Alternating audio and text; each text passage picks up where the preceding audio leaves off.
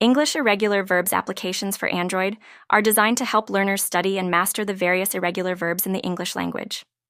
Unlike regular verbs, which follow a standard pattern in their past forms, irregular verbs do not adhere to these rules, making them challenging for non-native speakers and even some native speakers. The best English Irregular Verbs applications offer comprehensive lists of irregular verbs, complete with their base forms, past simple forms, and past participles.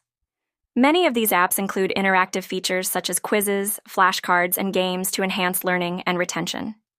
Some may also offer pronunciation guides, example sentences, and contextual usage to provide a deeper understanding of how these verbs function in everyday speech and writing. Additionally, these applications are often designed with user-friendly interfaces, making it easy for learners to navigate and practice at their own pace. Some may include progress tracking and personalized learning paths, allowing users to focus on areas where they need the most improvement. Overall, these apps are essential tools for anyone looking to improve their English language skills, particularly in mastering irregular verbs.